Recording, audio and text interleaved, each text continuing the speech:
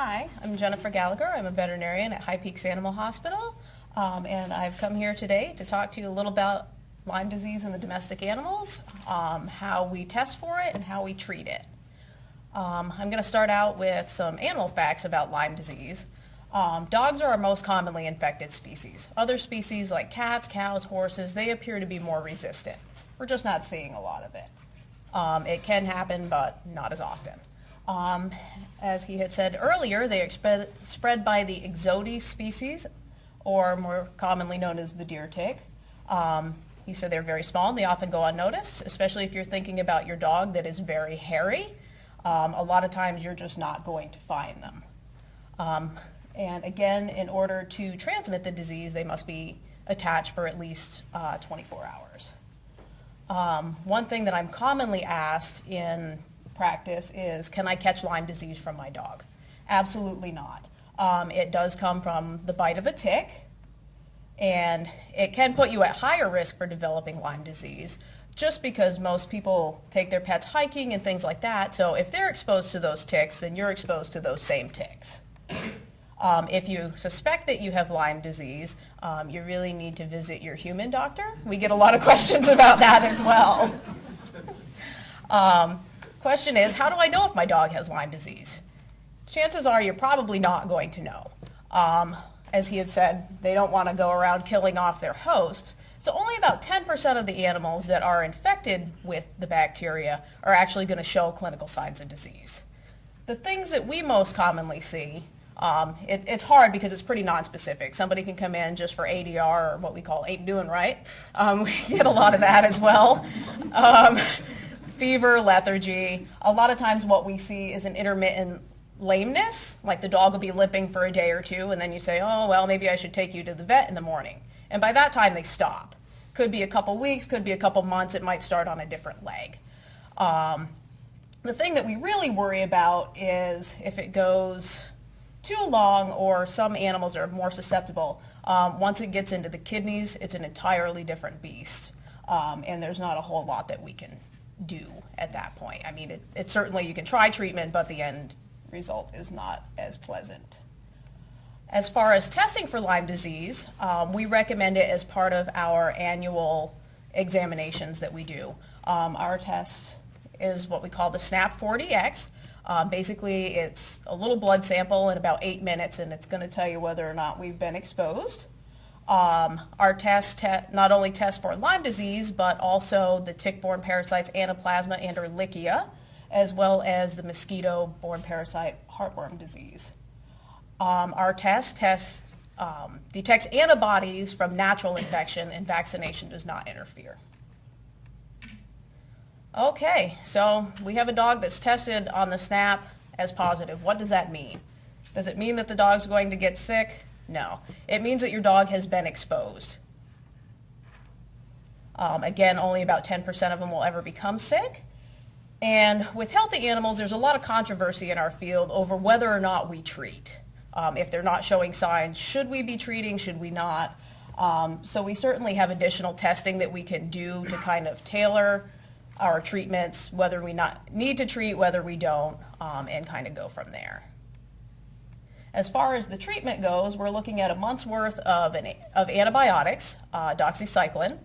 If you have a big dog, this is not the cheapest drug to get on the market. And it's really important to finish the entire month's worth. Within a couple of days, if your dog is symptomatic, limping, things like that, within 2 to 3 days they start to feel better. And I know a lot of humans, and I've probably been guilty of this myself, you go to the doctor, you get antibiotics, after a few days you start feeling better, then you maybe forget to start taking them. Again, this is really important because this bacteria is pretty difficult to kill. Even after treatment, it's likely that they're going to show up positive on our screening test for up to 2 years just because of the sensitivity. As far as Lyme disease goes, does anybody know the answer to this question? Once my dog has tested positive for Lyme and has been treated, she will be protected against getting it again? Absolutely not.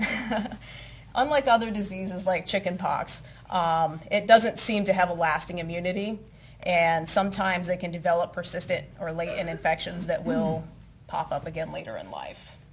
So really, when we're talking about this, prevention is really the key. As far as prevention goes, we do have a Lyme disease vaccine. They've been around for a while. They've perfected them, so we're getting more efficacy with them.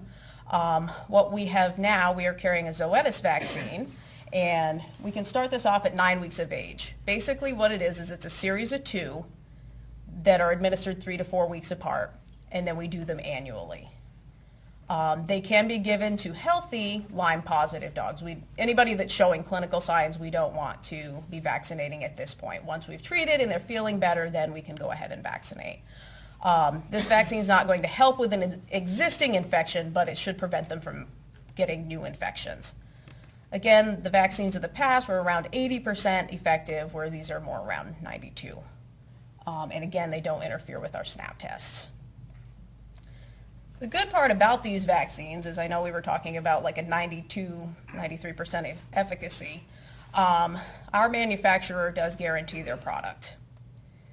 They're reimbursed for any reasonable amount of cost associated with a dog that develops Lyme disease after they've gotten the vaccination.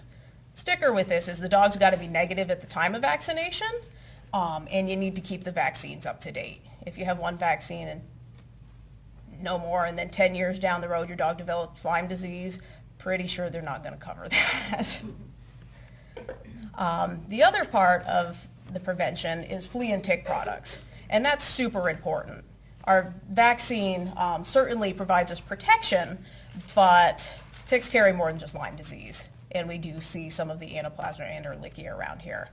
Babesia is another one that's kind of more a southern thing, but they're blood cell parasites and can cause some pretty nasty effects.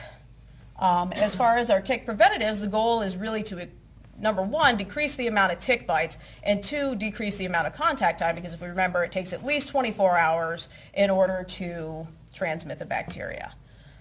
Tick preventatives come in the form of topicals, chewables, there's collars, there's shampoos, there's dips. You have to know the product because all of them are different. Some of them have residual activity, so they're good for 30 days at a time. Some of them repel. Some of your products that are out there, like your Advantage and things like that, are not labeled for tick control. They're flea only. And some products, like our Frontline, that was super popular a few years ago, we're actually seeing some resistance to it, and it's not working as well. The products that you see here, we have Vectra, NexGard, and Excalibur. Those are the main products that we carry at our facility. And if you have any questions about those, we do have some information out at our front table. As far as flea and tick products goes, you definitely get what you pay for.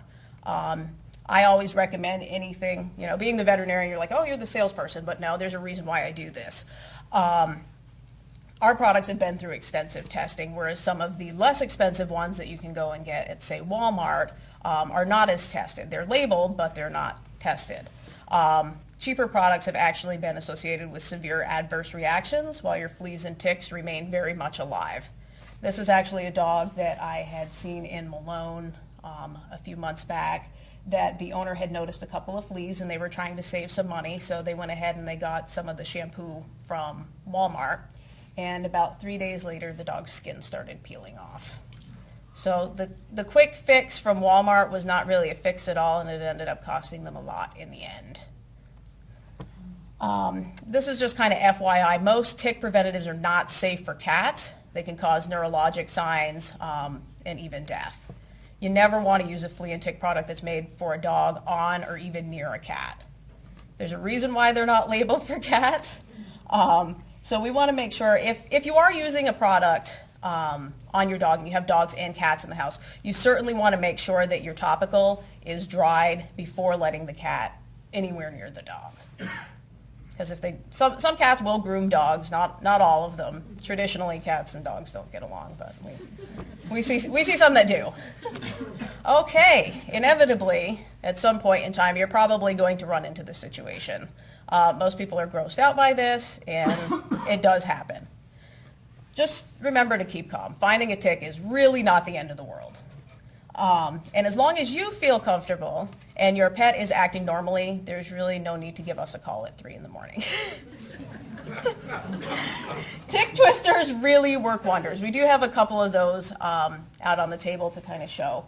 And basically what they are, it's like a little hook. And you hook it down near the tick's head and you just twist it. And the tick will come out, and most of the time the head comes with it. And they're super easy to use.